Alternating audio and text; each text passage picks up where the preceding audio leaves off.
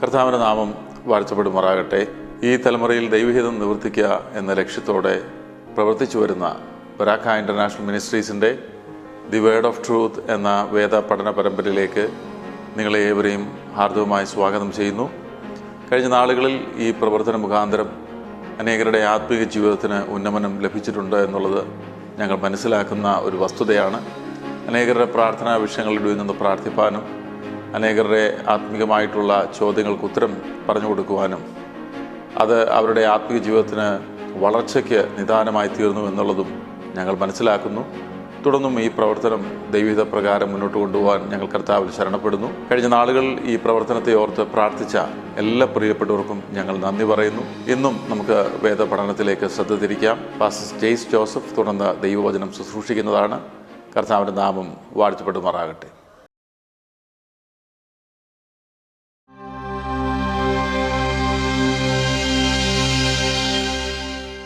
ബരാക്ക international മിനിസ്ട്രീസിൻ്റെ word of truth പ്രോഗ്രാമിലേക്ക് നിങ്ങളെല്ലാവരെയും സ്വാഗതം ചെയ്യുന്നു. കർത്താവ് യേശുക്രിസ്തുവിൻ്റെ നാമത്തിലുള്ള സ്നേഹവന്ദനത്തെ അറിയിക്കുന്നു. നമ്മൾ കുറേ നാളുകളായിട്ട് വേദവചന പഠനവും വേദശാസ്ത്ര പഠനവും ഇടകലർന്ന് പോയിക്കൊണ്ടിരിക്കുകയായിരുന്നു. കുറേ നാളുകളായി നമ്മളൊരു പുസ്തകത്തിലൊരു അധ്യായം അല്ലെങ്കിൽ ഒരു ബുക്ക് എടുത്ത് വിശദമായുള്ള പഠനം നടത്തിയിട്ട് കുറേ നാളുകളായി. നമ്മൾ ഈ കഴിഞ്ഞ ദിവസങ്ങളിലെല്ലാം ഡോക്ട്രിനൽ സ്റ്റഡീസിന് കൂടുതൽ പ്രാധാന്യം ആയിരുന്നു പഠനങ്ങൾ നടന്നിരുന്നത്. എന്നാൽ ഇന്നു മുതൽ നമ്മളൊരു പുതിയ സീരീസ് ആരംഭിക്കുകയാണ്.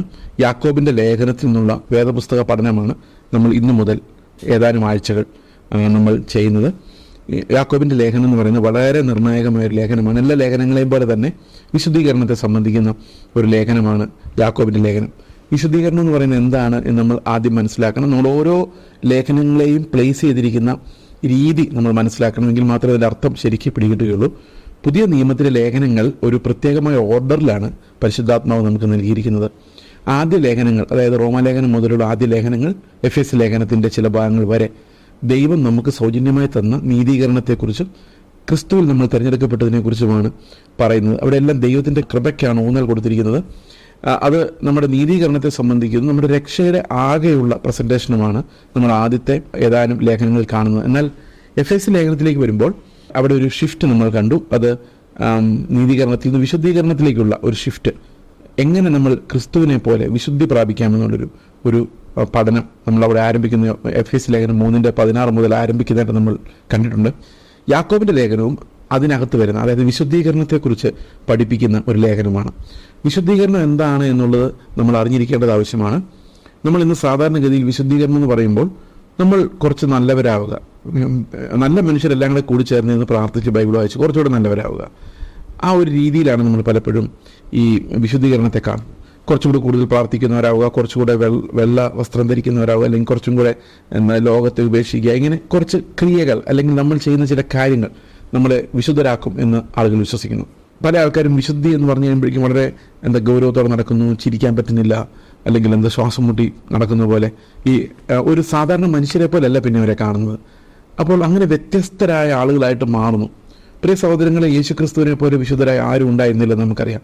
എന്നാൽ യേശുക്രിസ്തു എപ്പോഴും സാധാരണക്കാരിലുള്ള ഒരാളെ പോലെ ജീവിച്ചു, സാധാരണക്കാരുടെ ഇടയിൽ വസിച്ചു, പക്ഷെ അപ്പോഴും വിശുദ്ധനായിരുന്നു. ഇപ്പോൾ ക്രിസ്തീയ വിശുദ്ധി എന്ന് പറയുന്നതും വേർപാടെന്ന് പറയുന്നതും ശരിക്കും അതൊരു ആന്തരികമായ ഒരു ക്യാരക്ടറാണ്.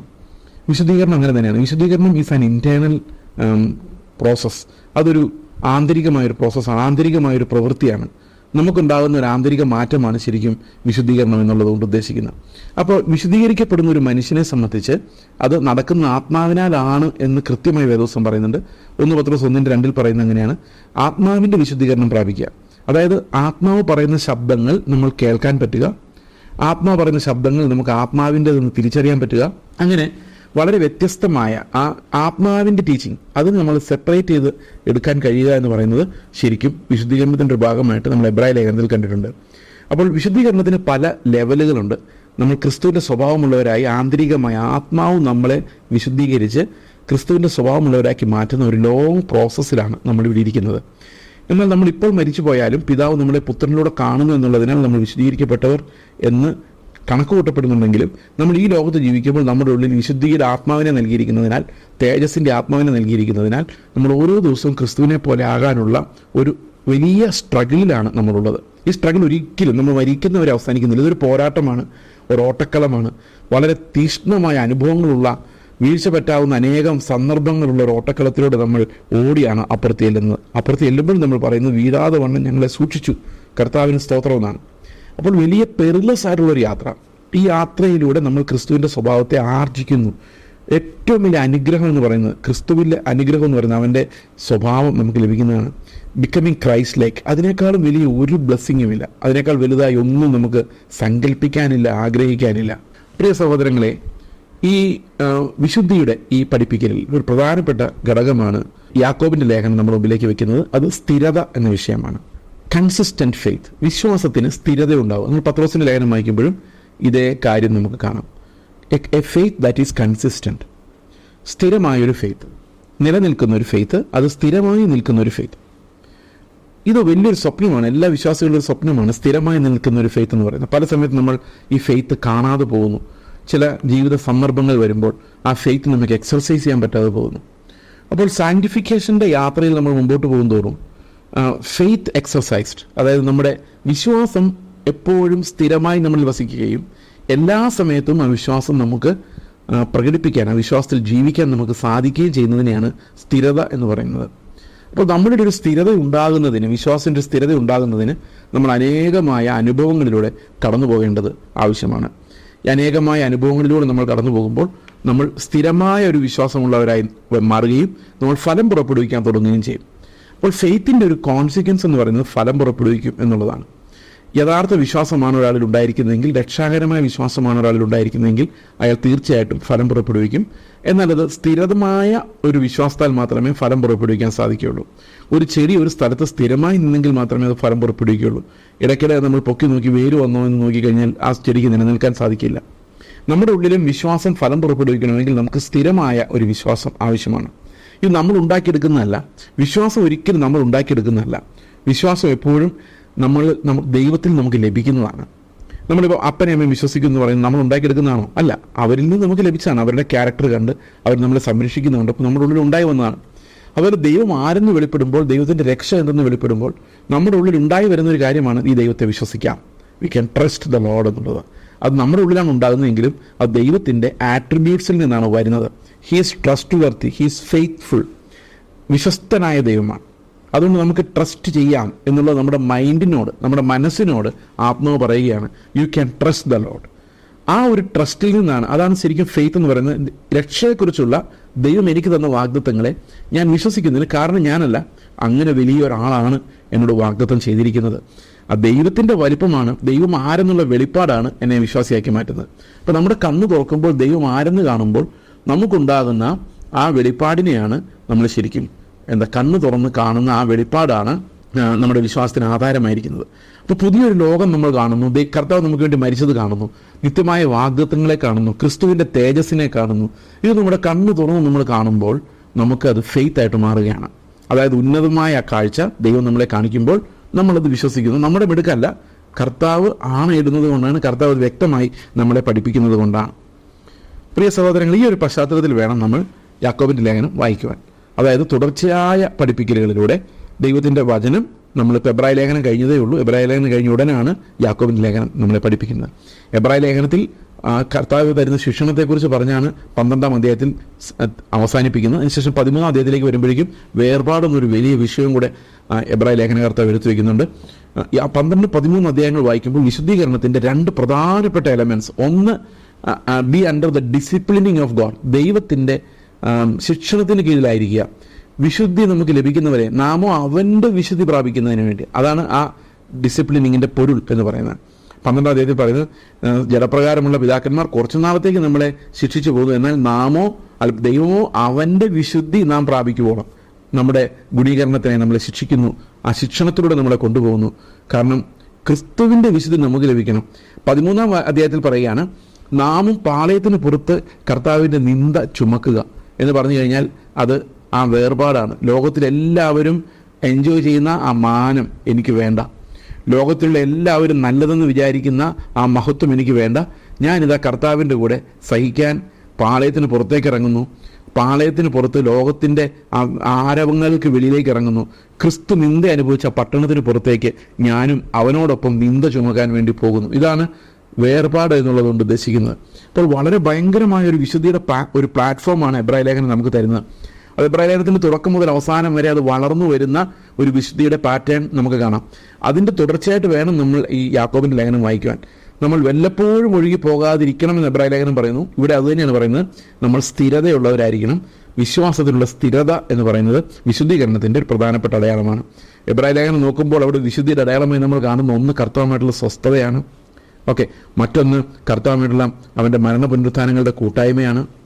അതുപോലെ 12-ാം അധ്യായത്തിലേക്ക് വരുമ്പോൾ ശിക്ഷണം, അല്ലെങ്കിൽ 13-ാം അധ്യായത്തിലേക്ക് വരുമ്പോൾ വേർപാട്, ഇങ്ങനെ അനേകം കാര്യങ്ങൾ നമുക്ക് അവിടെ കാണാം. ഇവിടെ വരുമ്പോൾ വിശുദ്ധിയുടെ വേറൊരു മാനദണ്ഡമാണ് സ്ഥിരത എന്ന വാക്ക്.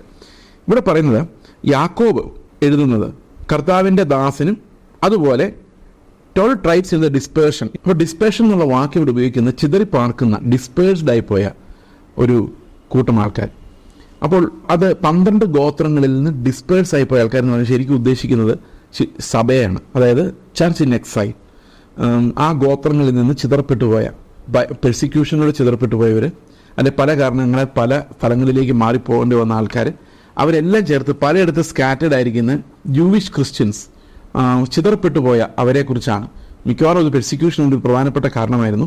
അങ്ങനെ ചിതറപ്പെട്ടു പോയ എന്നുദ്ദേശിക്കുന്നത്, അതാണ് ഡിസ്പേർഷൻ എന്നുദ്ദേശിക്കുന്നത്. അത് സഭയെ പൊതുവെ കുറിക്കുന്ന ഒരു വാക്കായിരുന്നു. കാരണം സഭ ഒരിക്കലും, നമ്മൾ മനസ്സിലാക്കേണ്ട ഒരു കാര്യം, കർത്താവിൻ്റെ സഭ ഒരിക്കലും ഒരു ബാബേൽ ഗോപുരം പണിത് കൂട്ടുകൂടുകയല്ല ചെയ്യുന്നത്, ചിതറിപ്പോവുകയാണ് ചെയ്യുന്നത്. കാരണം ഓരോ തെരുവുകളിലും കർത്താവിൻ്റെ സാക്ഷ്യം ഉണ്ടാകേണ്ടതിന്, ലോകത്തിൻ്റെ ഓരോ കോർണറിൽ യേശുക്രിസ്തുവിൻ്റെ നാമം ഉയർത്തപ്പെടേണ്ടതിന്, 3000 പേര് രക്ഷിക്കപ്പെട്ട് സഭയോട് ചേർന്നാൽ 3000 പേര് കൂടി ഒരു മെഗാ ചർച്ച് ഉണ്ടാക്കുകയല്ല ചെയ്യുന്നത്. 3000 പേര് ചിതറിപ്പോയി പല സ്ഥലങ്ങളിൽ. റോമാസഭയൊക്കെ അങ്ങനെ ഉണ്ടാകുന്നത്. ഈ ആദ്യം അപ്പോസ്തലിക കാലഘട്ടത്തിൽ ആദ്യ ദിവസം ആ 3000 പേർ ചേർന്ന അവിടെ നിന്ന് ചിതറിപ്പോയ ആളുകളാണ് റോമാസഭ ഉണ്ടാക്കുന്നത്. അപ്പോൾ ക്രിസ്ത്യാനിറ്റി എന്ന് പറയുന്നത് ഒരിക്കലും അസംബ്ലി ചെയ്യുന്നുണ്ട്, എല്ലായിടത്തും ലോക്കൽ അസംബ്ലി ചെയ്യുന്നുണ്ടെങ്കിലും ബാബേൽ, ഇന്ന് കാണുന്ന ബാബേൽ ഗോപുരങ്ങൾ പോലെ വലിയ വലിയ കൂട്ടങ്ങളായി, ലക്ഷങ്ങളായി, 10 ലക്ഷമായി അങ്ങനെ വലിയ കൂട്ടങ്ങളാകുന്നൊരു പരിപാടിയല്ല. അത് ചിതറപ്പെടുന്നൊരു പരിപാടിയാണ്. ലോകത്തിൻ്റെ എല്ലാ കോർണറിലേക്കും ചിതറപ്പെടുന്നൊരു പരിപാടിയാണ് ക്രിസ്ത്യാനിറ്റി എന്ന് പറയുന്നത്. നമ്മൾ ലോക്കൽ സഭകൾ എല്ലായിടത്തും ഉണ്ടാകണം, പക്ഷേ ആ സഭകളിൽ നിന്ന് തന്നെ ആളുകൾ പല പല പല സ്ഥലങ്ങളിലേക്കും പോയി കർത്താവിൻ്റെ സാക്ഷികളായി മാറിക്കൊണ്ടേയിരിക്കണം. അപ്പോൾ ചിതറിപ്പാർക്കുന്ന 12 ഗോത്രങ്ങളിലുള്ള ആ ഡിസ്പേഷനിലുള്ള ചർച്ചിനോടാണ് യാക്കോബ് ഈ ലേഖനം എഴുതുന്നത്. ഇവിടെ പറയുന്നത് കഷ്ടതയുടെ നടുവിൽ, കാരണം തീർച്ചയായിട്ടും ചിതറിപ്പോകുമ്പോൾ അതിനൊരു കാരണം കഷ്ടതയാണ്. നമ്മളിവിടെ കേരളത്തിൽ ഇപ്പോൾ ആൾക്കാർ ചിതറിപ്പോകുന്നുണ്ട്. ഒരിടത്ത് നോക്കിക്കഴിഞ്ഞാൽ നമുക്ക് കുറേ ആൾക്കാർ കാനഡയിലേക്ക്, കുറേ ആൾക്കാർ ഇംഗ്ലണ്ടിലേക്ക്, കുറേ ആൾക്കാർ ജർമ്മനിയിലേക്ക്, കുറേ ആൾക്കാർ ഓസ്ട്രേലിയയിലേക്ക്, ഇങ്ങനെ പോയിക്കൊണ്ടിരിക്കുകയാണ്. അത് എന്തുകൊണ്ടാണെന്ന് വെച്ച് കഴിഞ്ഞാൽ ഇവിടെ ജോലി കിട്ടില്ല എന്നുള്ള എന്തെങ്കിലും ഒരു ബുദ്ധിമുട്ടുകൊണ്ടാണ് പോകുന്നത്. അല്ലാതെ സ്വന്തം നാട് വിടാൻ ആർക്കാണ് താല്പര്യം? സ്വന്തം നാട് വിട്ടു പോകുന്നതിനുള്ള കാരണം കുറച്ചുകൂടെ നല്ലൊരു ഭാവി അന്വേഷിച്ചാണ് ഇവർ പോകുന്നത്. അപ്പോൾ നമ്മൾ മനസ്സിലാക്കേണ്ട ഒരു കാര്യം, ഈ ക്രിസ്ത്യൻസ് ചിതറപ്പെട്ടു പോയത് വലിയൊരു ഭാവി ഉണ്ടാകാൻ വേണ്ടിയല്ല, ഒരു ദേശത്തെ പീഡനം സഹിക്കാൻ പറ്റാതെയാണ്. അപ്പോൾ പീഡനം സഹിക്കാൻ പറ്റാതെ അടുത്തടുത്ത മേഖലകളിലേക്ക് ദൈവം അവരെ കടത്തിവിടുമ്പോൾ അവിടെ എല്ലാം പുതിയ പുതിയ സഭകൾ ഉണ്ടാകുന്നതാണ് നമുക്ക് ആദ്യകാല ചരിത്രമായിട്ട് കാണാൻ പറ്റുന്നത്. അപ്പോൾ ഇവിടെ പറയുന്നത്, എൻ്റെ സഹോദരന്മാരെ, നിങ്ങൾ വിവിധ പരീക്ഷകളിൽ അകപ്പെടുമ്പോൾ നിങ്ങളുടെ വിശ്വാസത്തിൻ്റെ പരിശോധന സ്ഥിരത ഉളവാക്കുന്നു എന്നറിഞ്ഞ് അത് അശേഷം സന്തോഷം എന്നുള്ളതിൽ. അപ്പോൾ ഇവിടെ ഒരു കാര്യം വീണ്ടും വന്നിരിക്കുകയാണ്. ആ സ്റ്റേബിൾ ഫെയ്ത്ത്, സ്റ്റെഡ്ഫാസ്റ്റ്നെസ് ഉണ്ടാകും. നിങ്ങൾ വീണ്ടും വീണ്ടും പരീക്ഷിക്കപ്പെടുമ്പോൾ, വീണ്ടും വീണ്ടും ഈ വിശ്വാസത്തിൻ്റെ പരിശോധനയിലൂടെ നിങ്ങൾ കടന്നു പോകുമ്പോൾ നിങ്ങളുടെ വിശ്വാസം ഉറച്ചതായി മാറും എന്നുള്ളതാണ്. ആ വെതറിങ് ദ സ്റ്റോം, നമ്മൾ ആ കഠിനതയിലൂടെ കടന്നു പോകുന്ന ഒരാളുടെ വിശ്വാസം എന്ന് പറയുന്നത് വളരെ തീവ്രമായതും തീക്ഷ്ണമായതുമായിരിക്കും. ഓക്കെ, അപ്പോൾ പല തരത്തിലുള്ള ട്രയൽസിലൂടെ നിങ്ങൾ കടന്നു പോകുമ്പോൾ, അപ്പോൾ പല തരത്തിലുള്ള, അതാണ് വിവിധ പരീക്ഷകൾ. പെർസിക്യൂഷൻ മാത്രമല്ല, ഒരുപക്ഷെ സാമ്പത്തികമായ ബുദ്ധിമുട്ടായിരിക്കാം, അല്ലെങ്കിൽ രോഗങ്ങളായിരിക്കാം, പ്രയാസങ്ങൾ, പലതരത്തിലുള്ള പ്രയാസങ്ങളിലൂടെ കടന്നു പോകുമ്പോഴും ആ വിവിധങ്ങളായ പരിശോധനകൾ, എക്സാമിനേഷൻ, പരീക്ഷകളിൽ അകപ്പെടുമ്പോൾ നിങ്ങളുടെ വിശ്വാസത്തിൻ്റെ പരിശോധന സ്ഥിരത ഉളവാക്കുന്നു. അത് ഓരോ പ്രാവശ്യവും നമ്മൾ കടന്നു പോകുമ്പോൾ നമ്മൾ വിശ്വാസത്തിൽ ഉറയ്ക്കുന്നു എന്നറിഞ്ഞ് അത് അശേഷം നിങ്ങൾ സന്തോഷമെന്ന് എണ്ണുകയും. അപ്പോൾ എങ്ങനെ എണ്ണണം? നമ്മുടെ ഓരോ പരീക്ഷകളെയും നമ്മൾ സന്തോഷമെന്ന് എണ്ണണം. എന്തിനു വേണ്ടിയാണ്? കാരണം ഈ കഷ്ടതകളിലൂടെയാണ് നമ്മൾ സ്ഥിരമായ ഒരു വിശ്വാസമുള്ളവരായിട്ട് മാറുന്നത്. കഷ്ടതയുടെ നടുവിലൂടെ പോയ വിശുദ്ധന്മാരെ നമ്മൾ നോക്കിക്കഴിഞ്ഞാൽ അവർ ഓരോ ദിവസം സ്ട്രോങ് ആയി വരുന്നത് കാണാം. അപ്പോൾ പലതരത്തിലുള്ള കഷ്ടതകളിലൂടെ ദൈവം നമ്മളെ അനുവദിക്കും, കടന്നു പോകാൻ അനുവദിക്കും എന്നുള്ളത് സത്യമാണ്. പ്രിയ സഹോദരങ്ങളെ, ഇന്ന് നമ്മൾ ചുറ്റും നോക്കുമ്പോൾ കഷ്ടതയെ ഭയപ്പെടുന്ന ഒരു കൂട്ടം ആൾക്കാരുണ്ട്. തീർച്ചയായിട്ടും നമുക്ക് ആർക്കും കഷ്ടത അങ്ങനെ ഇഷ്ടമുള്ള കാര്യമൊന്നുമില്ല. നമുക്കെല്ലാം ഇതിന് രക്ഷപ്പെടണമെന്ന് ആഗ്രഹമുണ്ട്. പക്ഷേ നമുക്കതിന് ദൈവത്തോട് പ്രാർത്ഥിക്കുകയും ചെയ്യാം, കർത്താവ് ഞങ്ങളെ കഷ്ടങ്ങളിൽ നിന്ന് വിടുവിക്കണമേ എന്ന്. അപ്പോൾ തന്നെ നമ്മൾ അറിഞ്ഞിരിക്കണം, ഈ കഷ്ടങ്ങളിൽ നിന്ന് ദൈവം നമ്മളെ വിടുവിക്കുമ്പോഴും ഇനി വിടുവിക്കാതെ കുറച്ചുനാൾ നിങ്ങൾ ഇങ്ങനെ കടന്നു പോയിക്കോ എന്ന് കർത്താവ് പറയുമ്പോഴും അതിനെല്ലാം ഒരു നന്മ ദൈവം കരുതിയിട്ടുണ്ട്. എന്താണെന്ന് ചോദിച്ചു കഴിഞ്ഞാൽ, നമ്മളെ ക്രിസ്തുവിനെ പോലെ ആക്കുന്ന സ്ഥിരമായൊരു വിശ്വാസം നമ്മളിൽ ഉളവാക്കുവാനുള്ള ദൈവത്തിൻ്റെ പദ്ധതിയുടെ ഭാഗമാണ് ഈ നമ്മൾ നേരിടുന്ന ഓരോ പ്രതിസന്ധിയും. ഇപ്പം നിങ്ങൾ ശത്രുക്കളിൽ നിന്ന് ആക്രമണം നേരിടുമെന്ന് വിചാരിക്കുക. ഒരു ദിവസം നിങ്ങളുടെ അയൽവക്കക്കാർ നിങ്ങൾക്കെതിരാണെന്ന് വിചാരിക്കുക. പ്രിയ സഹോദരങ്ങളെ, അയൽവക്കക്കാരെതിരാണെന്നുള്ള ചിലപ്പോൾ നിങ്ങളുടെ പ്രവാചകന്മാർ നിങ്ങളോട് പറഞ്ഞാണ് അയൽവക്കക്കാർ നിങ്ങൾക്ക് കൂടോത്രം ചെയ്തിരിക്കുന്നു. അതൊന്നും നിങ്ങൾ വിശ്വസിക്കരുത്. അതല്ല ശരിക്കുമുള്ള എതിർപ്പ്. നിങ്ങളവർ വെറുക്കുന്നു എന്ന് വിചാരിക്കാം. ഞാൻ ഓർക്കുന്നു, ഞങ്ങൾ പണ്ട് ആന്ധ്രയിൽ ഓങ്കോളിൽ സുവിശേഷ വേല ചെയ്യുന്ന സമയത്ത് ഞങ്ങൾ താമസിച്ചുകൊണ്ടിരുന്ന ഒരു അപ്പാർട്ട്മെൻറ്റിൽ അതിനടുത്ത് താമസിച്ചുകൊണ്ടിരുന്ന ഒരു ഹൈന്ദവ ബ്രാഹ്മണ വിഭാഗത്തിൽപ്പെട്ട ഒരു കുടുംബമായിരുന്നു. അപ്പോൾ അവർ ഞങ്ങൾ വന്ന് ക്രിസ്ത്യാനികൾ വന്ന് അടുത്ത് വന്ന് താമസിക്കുന്നത് അവർക്ക് ഭയങ്കര അസ്വസ്ഥതയായിരുന്നു. അപ്പോൾ ഞങ്ങൾക്ക് ആ വീട് തന്ന ആ ഹൗസ് ഓണറോടൊക്കെ അവർക്ക് ഭയങ്കര ദേഷ്യമൊക്കെ ആയിരുന്നു ആദ്യകാലത്ത്. ഞാൻ ഓർക്കുന്നുണ്ട്, രാവിലെ ഇവർ വീടിന് മുമ്പിലൂടെ പാസ് ചെയ്താണ് അവർക്ക് സ്റ്റെയർ കേസിലേക്ക് പോകാൻ പറ്റുള്ളൂ. അപ്പോൾ സ്റ്റെയർ കേസിലോട്ട് പോകുന്ന വഴിക്ക് എപ്പോഴും ഞങ്ങളെ നോക്കിയിട്ട് ഒന്ന് തുപ്പിയിട്ടാണ് അവർ പോകുന്നത് എല്ലാ ദിവസവും. ഇത് സ്ഥിരം ആയിട്ടുള്ളൊരു പരിപാടിയാണ്. പക്ഷേ ഇപ്പം ഞങ്ങൾ ഭയങ്കര സുഹൃത്തുക്കൾ, പോരുന്നതിന് മുമ്പ് ഭയങ്കര സുഹൃത്തുക്കളായി മാറിയത് വേറെ കാര്യം. പക്ഷേ ഈ ഒരു ദേഷ്യം ക്രിസ്തുവിൻ്റെ ജനത്തോട് ലോകത്തിലുണ്ടാവും. അതെന്തുകൊണ്ടെന്ന് അവർക്ക് തന്നെ അറിയില്ല. പക്ഷെ പതുക്കെ ഞങ്ങൾ അടുത്ത് അറിഞ്ഞ് വന്നപ്പോഴേക്കും ഞങ്ങൾ ഭയങ്കര സുഹൃത്തുക്കളായി. ഇപ്പോഴും അവർ വിളിക്കുന്നുണ്ട്, നിങ്ങൾ ഇങ്ങോട്ട് വാ എന്ന് പറഞ്ഞ് അവരിപ്പോഴും വിളിച്ചുകൊണ്ടിരിക്കുകയാണ്. പക്ഷെ അകാരണമായൊരു ദേഷ്യം, ഒരു വൈരാഗ്യ ബുദ്ധി നമ്മുടെ ചുറ്റുമുള്ളവർക്ക് നമ്മളോട് കാണാം. അപ്പോൾ അതിന് മുമ്പിൽ ദൈവം നമ്മോട് പറയുന്നത് അവരെ കൂടുതൽ സ്നേഹിക്കുക, കൂടുതൽ അവരുടെ അടുത്തോട്ട് ചെയ്യില്ല. കാരണം നമ്മൾ ക്രിസ്തുവിനെ പോലെ ആവുകയാണ്. അത് ഓരോ പ്രാവശ്യവും നേരിടുമ്പോഴും ക്രിസ്തുവിനെ പോലെ ആകാനുള്ളൊരു ഇടുക്ക് വഴി നമുക്ക് തുറന്ന് ലഭിക്കുകയാണ്. ഇടുക്ക് വഴി. അതേ സമയത്ത് ഏതെങ്കിലും പ്രവാചകൻ പറയുന്നതനുസരിച്ച് അവർ നമുക്കെതിരെ കൂടോത്രം ചെയ്യുന്നുണ്ട്, ചിലപ്പോൾ വല്ലതൊക്കെ ചെയ്യുന്നുണ്ടായിരിക്കും. പക്ഷെ നമ്മളത് ബാധിക്കാൻ പോകുന്നില്ല, ഒരിക്കലും ബാധിക്കാൻ പോകുന്നില്ല. കാരണം ക്രിസ്തുവാണ് നമ്മുടെ ഇടയനും രാജാവുമായിരിക്കുന്നത്. അതുകൊണ്ട് നമുക്ക് ധൈര്യമുണ്ട്. ആരുടെ മുൻപിലും കർത്താവിൻ്റെ നാമത്തെ ഉയർത്തുവാനുള്ള ധൈര്യം നമുക്ക് തീർച്ചയായിട്ടും ഉണ്ട്. അതുകൊണ്ട് പ്രിയ സഹോദരങ്ങളെ, നമ്മൾ ഏത് തരത്തിലുള്ള കഷ്ടം അനുഭവിച്ചാലും, ഞാനൊരു ചെറിയൊരു എക്സാമ്പിൾ നിങ്ങളോട് പറഞ്ഞതേ ഉള്ളൂ. ഏത് കഷ്ടം അനുഭവിച്ചാലും അതിൽ ഓരോ തരത്തിൽ, ചിലതൊക്കെ നമ്മളെ മുറിവേൽപ്പിക്കുന്നു, ചിലതൊക്കെ ഇങ്ങനെ ഞാൻ പറഞ്ഞ പോലെ റോഡരികെ പോകുന്നതും, ഇങ്ങനെ പലതരത്തിലുള്ള കഷ്ടങ്ങളുണ്ട്. ഇതിലെല്ലാം കടന്നു പോകുമ്പോൾ നമ്മുടെ വിശ്വാസമാണ് പരിശോധിക്കപ്പെടുന്നത്. ഈ വിശ്വാസം നമ്മൾ ഉറച്ചു നിൽക്കും തോറും അവിടെ വലിയൊരു ഫലം പുറപ്പെടുവിക്കുവാൻ കർത്താവിന് സാധിക്കും. അതായത് സ്ഥിരമായ ഫെയ്ത്ത് നമ്മളിലുണ്ടാവുകയും ആ സ്റ്റെഡ്ഫാസ്റ്റ്നെസ് എന്ന് പറയുന്ന വാക്ക് ഇംഗ്ലീഷിൽ, അതായത് ഉറച്ചു നിൽക്കുന്ന വിശ്വാസം, അത് ഉറപ്പായി ഫലം പുറപ്പെടുവിക്കുകയും ചെയ്യും. ഇവിടെ പറയുന്ന let steadfastness have its full effect that you may be perfect and complete, lacking in nothing. അതായത് സ്ഥിരമായൊരു വിശ്വാസം, സ്ഥിരത നമുക്ക് എന്താ തരുന്നതെന്ന് വെച്ച് കഴിഞ്ഞാൽ ഒന്നിനും കുറവില്ലാത്ത വിശ്വാസികളായിട്ട് നമ്മളെ മാറ്റുന്നതാണ്. അതായത് സ്ഥിരമായൊരു ഫെയ്ത്ത്, കർത്താവിൽ വേരൂന്നുന്നൊരു ഫെയ്ത്ത് നമുക്കുണ്ടെങ്കിൽ നമ്മൾ ഒന്നിനും കുറവില്ലാത്ത തികഞ്ഞവരാകുമെന്നാണ്. അപ്പോൾ നമ്മളെ തികഞ്ഞവരാക്കാൻ, പെർഫെക്റ്റ് ആക്കാൻ വേണ്ടി കർത്താവ് നമ്മുടെ മുമ്പിൽ വയ്ക്കുന്ന വിവിധ തരങ്ങളിലുള്ള പരീക്ഷകളിലൂടെ നമ്മൾ കടന്നു പോയേ പറ്റുള്ളൂ. പ്രിയ സഹോദരങ്ങൾ, ഇന്ന് എന്നെ കേൾക്കുന്ന നിങ്ങൾ ഏതെങ്കിലും പരീക്ഷകളിലൂടെ, വിഷമങ്ങളിലൂടെ, വേദനയിലൂടെ കടന്നു പോകുന്ന, നിങ്ങൾ വിചാരിക്കുന്ന ആളുകൾ നിങ്ങളെ സഹായിക്കുന്നില്ല അല്ലെങ്കിൽ സഹകരിക്കുന്നില്ല എന്ന് നിങ്ങൾ വിചാരിക്കുകയാണെങ്കിൽ, നിങ്ങൾ കരുതുകയാണെങ്കിൽ, ഞാൻ നിങ്ങളോട് പറയാൻ ആഗ്രഹിക്കുന്നത്, ദൈവം ഒരിക്കലും നമ്മളെ കൈവിടുന്നില്ലെന്ന് മാത്രമല്ല, നമുക്ക് സ്ഥിരമായൊരു സ്വഭാവം ഉണ്ടാകാൻ വേണ്ടി, പെർഫെക്റ്റ് ആക്കാൻ വേണ്ടി വിവിധങ്ങളായ പരീക്ഷകളിലൂടെ കടത്തിവിടുന്നിടത്തെല്ലാം അത് സന്തോഷമെന്ന് നമ്മൾ എണ്ണും തോറും നമ്മൾ ഉറച്ച സ്ഥിരമായ ഒരു വിശ്വാസമുള്ളവരായിട്ട് മാറും എന്നുള്ളതാണ് നമ്മൾ മനസ്സിലാക്കേണ്ട കാര്യം. ഓക്കെ, അപ്പോൾ ഈ സ്ഥിരമായൊരു വിശ്വാസം നമ്മളിൽ ഉണ്ടാക്കുന്നതിന് ദൈവം നമ്മളെ വിവിധമായ പരീക്ഷകൾ നടത്തുകയും ഈ സ്ഥിരമായ വിശ്വാസം നമ്മളിൽ കുറവില്ലാത്ത പെർഫെക്റ്റായ ഒരു ജീവൻ നമുക്ക് നൽകുകയും ചെയ്യുന്നു എന്നുള്ളതാണ് നമ്മൾ കാണേണ്ട പ്രധാനപ്പെട്ട വിഷയം. മലയാളത്തിൽ ഇതേ കാര്യം പറയുമ്പോൾ അവിടെ പറയുന്നത് സ്ഥിരതയ്ക്ക് തികഞ്ഞ പ്രവൃത്തി ഉണ്ടാകട്ടെ എന്നാണ്. അതായത് ഒരു സ്ഥിരമായ വിശ്വാസത്തിന് തികഞ്ഞ പ്രവൃത്തി നമ്മളിൽ നിന്നുണ്ടാകണം. അപ്പോൾ പ്രിയ സഹോദരങ്ങളെ, നമ്മൾ പലപ്പോഴും സ്ഥിരമായ വിശ്വാസമില്ലാതെ തന്നെ പ്രവൃത്തികൾ ഉണ്ടാക്കാൻ ശ്രമിക്കുന്നത് പലപ്പോഴും ഞാൻ ശ്രദ്ധിച്ചിട്ടുണ്ട്. നമ്മൾ വിചാരിക്കുന്ന ഈ പ്രവൃത്തികൾ എന്തെങ്കിലുമൊക്കെ ചെയ്താൽ ദൈവത്തിന് നമ്മളൊരു പ്രസാദം തോന്നുന്നതാണ്. പക്ഷെ നമ്മൾ അറിയേണ്ട ഒരു കാര്യം, ദൈവം എപ്പോഴും ഹൃദയത്തെയാണ് നോക്കുന്നതെന്നുള്ളത് കൊണ്ട് നമ്മൾ എന്ത് പ്രവൃത്തി ചെയ്താലും നമ്മുടെ ഹൃദയത്തിനകത്ത് ദൈവം വിശദീകരിക്കപ്പെടുന്നില്ലെങ്കിൽ, ക്രിസ്തു ഉയർത്തപ്പെടുന്നില്ലെങ്കിൽ, ഗ്ലോറിഫൈ ചെയ്യപ്പെടുന്നില്ലെങ്കിൽ അതുകൊണ്ട് ഒരു പ്രയോജനവുമില്ല എന്നുള്ളതാണ്. പ്രിയ സഹോദരങ്ങളെ, അതുകൊണ്ട് തന്നെ പ്രവൃത്തി കൊണ്ടല്ല, സ്ഥിരമായൊരു വിശ്വാസത്തിൻ്റെ ഫലമായ പ്രവൃത്തികൾ കൊണ്ടാണ് നമ്മൾ ദൈവത്തെ മഹത്വപ്പെടുത്തേണ്ടത്. ഇവിടെ അത് തന്നെയാണ് പറയുന്നത്, നമ്മളിൽ സ്ഥിരതയ്ക്ക് തികഞ്ഞ ഒരു പ്രവൃത്തി നമ്മളിൽ ഉണ്ടാകട്ടെ എന്നാണ്. ഇംഗ്ലീഷ് പറയുമ്പോൾ let steadfastness have its full effect. അതായത് നിങ്ങൾ എന്തെങ്കിലും ചെയ്യാന്നുള്ളതല്ല, നിങ്ങളുടെ ഉള്ളിലുള്ള ആ സ്ഥിരമായ വിശ്വാസം അതിൻ്റെ ഫുൾ എഫക്റ്റിലേക്ക് വളരുമാറാകട്ടെ എന്നുള്ളതാണ്. അതുകൊണ്ടാണ് പുതിയ നിയമത്തിൽ ഏറ്റവും വലിയ ആഹ്വാനം വിശ്വാസത്തിൽ ഉറച്ചു നിൽക്കുക എന്നുള്ളതാണ്. വിശ്വാസത്തിൽ സ്ഥിരമായ വിശ്വാസം കാണിക്കുവിൻ. എബ്രായ ലേഖനത്തിൽ നമ്മൾ കാണുന്ന കാര്യമാണ്. വിശ്വാസത്തിൽ ഉറപ്പുള്ളവരായിരിക്കണം, പ്രത്യാശ മുറുകെ പിടിക്കണം. എപ്പോഴും കൃപാസനത്തിൽ കടന്നെല്ലാം മാത്രം നമുക്ക് ദൈവം അവകാശം തന്നിട്ടുണ്ട്. അതുകൊണ്ട് യാതൊരു ഭയവുമില്ലാതെ നമ്മൾ ധൈര്യമായി എപ്പോഴും ആ കർത്താവിൻ്റെ കൃപാസനത്തിലേക്ക് ചെല്ലുവാൻ നമ്മൾ ധൈര്യം കാണിക്കണമെന്നും ആ വിശ്വാസത്തിൻ്റെ നല്ല പോരാടണമെന്നും എല്ലാം പറയാനുള്ള കാരണം ഈ സ്ഥിരമായ വിശ്വാസത്തിലൂടെ മാത്രമേ ഫലമുണ്ടാവുകയുള്ളൂ എന്നുള്ളതാണ്. അത് പ്രത്യേകിച്ച് യാക്കോബിൻ്റെ ലേഖനത്തിലെ ഒരു പ്രധാനപ്പെട്ട തീമാണ്. അത് അടുത്ത അധ്യായങ്ങളിലേക്ക് വരുമ്പോൾ അത് കൂടുതൽ ഊന്നി പറയപ്പെടുന്നത് നമുക്ക് കാണാൻ സാധിക്കും. അതായത് സ്ഥിരമായ ഒരു വിശ്വാസത്തിന് ഉതകുന്ന രീതിയിലുള്ള ഫലം, പ്രവൃത്തി ഓരോ വിശ്വാസിക്കും ഉണ്ടാകണം.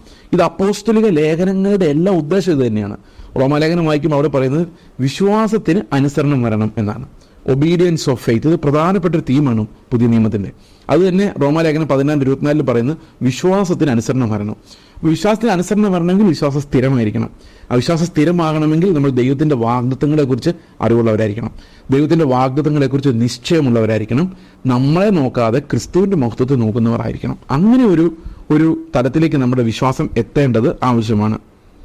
ഇവിടെ പറയുന്നത് നിങ്ങൾ ഒന്നിനും കുറവില്ലാതെ തികഞ്ഞവരും സമ്പൂർണ്ണരുമാകേണ്ടതിന്. അപ്പോൾ ദൈവത്തിൻ്റെ ആ പെർഫെക്ഷൻ എന്നുള്ളത് നമ്മുടെ ഉള്ളിൽ എപ്പോഴും ഇങ്ങനെ കിടക്കുന്ന ഒരു കൊതിയായിട്ട്, കർത്താവ് നിന്നെപ്പോലെ ഞാൻ ആയി മാറുന്ന ആ ഒരു ദിവസത്തിന് വേണ്ടി ഞാൻ കാത്തിരിക്കും. അതാണ് എൻ്റെ പ്രത്യാശ എന്ന് പറയുന്നത്. ദ ഹോപ്പ് എന്ന് പറയുന്നത് എപ്പോഴും ക്രിസ്തുവിനെ സംബന്ധിക്കുന്നതാണ്. മഹത്വത്തിൻ്റെ പ്രത്യാശയായ ക്രിസ്തു, ആ ക്രിസ്തുവിനെ കുറിച്ചുള്ള നമ്മുടെ ആഗ്രഹമാണ് ശരിക്കും ഈ പ്രത്യാശ നമ്മൾ ഉണ്ടാക്കുന്നത്. എന്നാൽ നിങ്ങൾ ഒന്നിനും കുറവില്ലാതെ തികഞ്ഞവരും സമ്പൂർണ്ണരുമാകേണ്ടതിന് സ്ഥിരതയ്ക്ക് തികഞ്ഞ പ്രവൃത്തി ഉണ്ടാകട്ടെ. അപ്പോൾ സ്ഥിരമായ ഒരു വിശ്വാസമുള്ള ആൾ എങ്ങനെ ജീവിക്കും? എല്ലാ ജീവിത മേഖലകളിലും ആ വിശ്വാസം അവനെ സ്വാധീനിക്കുന്നുള്ളതാണ്. അത് ഉപജീവന കാര്യമായാലും, ഒരു ശത്രുവിനെ നേരിടുന്ന കാര്യമായാലും, അല്ലെ സഭയിലൊരു പ്രതിസന്ധിയുടെ നടുവിലായാലും, എപ്പോഴും അവിടെ ഒരു ഫെയ്ത്താണ് ഈ സ്ഥിരമായ വിശ്വാസമുള്ള ആളെ നയിക്കുന്നത്. ലോജിക്കല്ല, മനസാക്ഷിയുടെ കണക്കൂട്ടലുകളല്ല, ഫെയ്ത്താണ്. കാരണം ഞാനല്ല ക്രിസ്തു അത്രേ ജീവിക്കുന്നു. ഇതാണ് ഫെയ്ത്തിൻ്റെ ആധാരം. ഞാനല്ല ക്രിസ്തു അത്രേ, ഞാൻ അവനോടൊപ്പം ക്രൂശിക്കപ്പെട്ടിരിക്കുന്നു, ഇനി ജീവിക്കുന്നത് ഞാനല്ല ക്രിസ്തു അത്രേ. ആ ഫെയ്ത്ത് എൻ്റെ ഉള്ളിലേക്ക് വരുമ്പോഴേക്കും ഞാൻ പോകേണ്ട ഇടുക്ക് വഴി എനിക്ക് തുറന്നു കിട്ടും. വിശ്വാസത്താൽ തുറക്കപ്പെടുന്ന ഇടുക്ക് വഴിയാണ് എൻ്റെ വിശ്വാസത്തെ സ്ഥിരമാക്കുന്നത്. ഞാൻ ആ വിശ്വാസത്തിൻ്റെ വഴിയിലേക്ക് പ്രവേശിച്ചു കഴിഞ്ഞാൽ എനിക്കവിടെ ഇടവഴികളില്ല, വേർതിരിഞ്ഞു പോകുന്നില്ല, സഭ വേർതിരിഞ്ഞു പോകുന്നില്ല. എല്ലാം ഒരു സ്ട്രെയിറ്റ് ആയിട്ട് കർത്താവിൻ്റെ അടുത്തേക്ക് ചെല്ലുന്ന ആ ഒരു ഇടുക്ക് വഴിയിലേക്ക് നമുക്ക് പ്രവേശനം കിട്ടുന്നത് ഈ സ്ഥിരമായ വിശ്വാസം നമ്മളിൽ വരുമ്പോഴാണ്. ആ വിശ്വാസത്തിലൂടെയുള്ള യാത്ര ഒരു പരദേശിയുടെ യാത്ര, പരദേശി മോക്ഷയാത്ര എന്നൊക്കെ പറയുന്ന പോലെ ആ യാത്രയിൽ നമ്മൾ സമ്പൂർണ്ണരും തികഞ്ഞവരുമാകുക എന്നുള്ളൊരു മാൻഡേറ്റ് ദൈവം നമ്മുടെ മുമ്പിൽ വെച്ചിട്ടുണ്ട് എന്ന് നമ്മൾ അറിഞ്ഞിരിക്കണം. പക്ഷെ ഒരു കാര്യം നമ്മൾ മനസ്സിലാക്കേണ്ടത്, ഇങ്ങനെയുള്ള ഇടുക്ക് വഴിയിലുള്ള യാത്രയിൽ പല ആളുകൾക്കും ദൈവികമായ ജ്ഞാനം ഇല്ല എന്ന് നമുക്ക് കണ്ടെത്താൻ കഴിയുമെന്നുള്ളതാണ്. ഈ ദൈവത്തിൻ്റെ പരിജ്ഞാനം എല്ലാവർക്കും ഇല്ല, ഒരുപോലെയല്ല. ഇപ്പോൾ വിശ്വാസത്തിൻ്റെ കാര്യം എടുത്താലും എല്ലാവരുടെയും മെഷർ ഒരുപോലെയല്ല. അതുപോലെ പരിജ്ഞാനത്തിലേക്കുള്ള ഈ ഇടുക്കുവഴിയിലുള്ള ഓട്ടത്തിലും ഓരോരുത്തരും എല്ലാവരും ഒരുപോലെയല്ല. ചിലർ എത്ര കേട്ടാലും അവർക്ക് മനസ്സിലാവുകയില്ല. അങ്ങനെയുള്ളവരുണ്ട്. അപ്പോൾ പലതരത്തിലുള്ള ആൾക്കാരാണുള്ളത്. അപ്പോൾ ഒരാൾ ഇത്തിരി പുറകോട്ട് പോയി അല്ലെങ്കിൽ വീണുപോയി ഈ പരിജ്ഞാനത്തിൻ്റെ ഓട്ടത്തിൽ ധൈര്യം കാണിക്കുന്നില്ല എന്ന് വരുമ്പോഴേക്കും ബത്സിക്കാതെ, അതിന് കുറ്റം പറയാതെ. കാരണം ഈ പരിജ്ഞാനത്തിലേക്കുള്ള ഓട്ടത്തിൽ നമ്മൾ എപ്പോഴും മനസ്സിലാക്കേണ്ട ഒരു കാര്യം, മനുഷ്യർ തമ്മിലുള്ള കമ്പാരിസൺ അവിടെ അസാധ്യമാണ് എന്നുള്ളതാണ്. കാരണം നമ്മുടെ ലക്ഷ്യം എപ്പോഴും ക്രിസ്തുവാണ്. നിങ്ങളുടെ ലക്ഷ്യം എപ്പോഴും ക്രിസ്തു ആണെങ്കിൽ ഈ മറ്റു മനുഷ്യർ ഇത്രയല്ലേ ഓടിയുള്ളൂ, അല്ലെങ്കിൽ കുറച്ച് എന്താണ് ഓടി, ഇതൊന്നും നമുക്ക് പ്രശ്നമില്ല. എപ്പോഴും ക്രിസ്തു എന്ന പെർഫെക്റ്റായ കർത്താവ് നമ്മുടെ മുമ്പിൽ നിൽക്കുന്നത് കൊണ്ട് നമ്മളെപ്പോഴും കർത്താവിനോളം എത്താനുള്ള പ്രത്യാശയാണ് നമ്മളെ ഡ്രൈവ് ചെയ്യുന്നതെങ്കിൽ, എൻ്റെ കൂടെ ഓടുന്നവരുടെ സ്പീഡ് കുറഞ്ഞാലോ അവരിടയ്ക്ക് വീണു പോയാലോ എനിക്ക് അവരെ താങ്ങിയെടുത്തുകൊണ്ട് പോകണം എന്നുള്ളതല്ലാതെ ഒരു കാരണവശാലും അവനെ കുറ്റം പറയാനോ ബ്രാൻഡ് ചെയ്യാനോ ഒന്നും എനിക്ക് തോന്നുകയില്ല. കാരണം എന്നെപ്പോലായിട്ടും കാര്യമില്ലല്ലോ, ക്രിസ്തുവിനെ പോലായിട്ടല്ലേ കാര്യമുള്ളൂ. അപ്പോൾ അതുകൊണ്ട് അങ്ങനെയുള്ള ഒരു ഓട്ടത്തിലേക്ക് ഞാൻ ഫോക്കസ്ഡ് ആകുമ്പോൾ എനിക്ക് സംഭവിക്കുന്നത് എന്താണ്? ഞാൻ വേറൊരാളെയും ബത്സിക്കാതെ, വേറൊരാളുടെ മേലും അധികാരം സ്ഥാപിക്കാതെ, എൻ്റെ നീതി അടിച്ചേൽപ്പിക്കാൻ ശ്രമിക്കാതെ, കരുണ കാണിക്കുന്ന ദൈവത്തോട് നിലവിളിക്കുന്ന ഒരു മൈൻഡ് എനിക്കും ഉണ്ടാകും. എൻ്റെ സഹോദരനെ കാണുമ്പോൾ ഞാൻ വിശ്വാസത്തോടെ നോക്കുവാനും ദൈവത്തോട് യാചിക്കുവാനും, എല്ലാവർക്കും ഔദാര്യമായി കൊടുക്കുന്നൊരു ദൈവമുണ്ട്. ഈ ജ്ഞാനം, അതായത് ആത്മാവിലുള്ള ജ്ഞാനം എത്ര കുറഞ്ഞാലും നമുക്ക് സങ്കടപ്പെടേണ്ട, കാരണം ദൈവം അത് ഔദാര്യമായി നൽകുന്ന ഒരു കാര്യമാണ്. പലരും ഇത് ലോകപരമായ ജ്ഞാനത്തെക്കുറിച്ച് പറയാൻ വേണ്ടിയാണ് ഉപയോഗിക്കുന്നത്. ക്ലാസ്സിൽ പഠിക്കുമ്പോൾ ബുദ്ധി കിട്ടുന്നില്ല, അതൊന്നും പഠിക്കാൻ പറ്റില്ല, ബുദ്ധിയില്ലെങ്കിലും കുഴപ്പമൊന്നുമില്ല. നമുക്ക് ക്രിസ്തുവിൻ്റെ പരിജ്ഞാനം ലഭിക്കാനുള്ളത് ദൈവം എത്ര വേണേലും ഈ ആത്മാവിനാൽ തരാമെന്ന് വാഗ്ദത്തമുണ്ട്.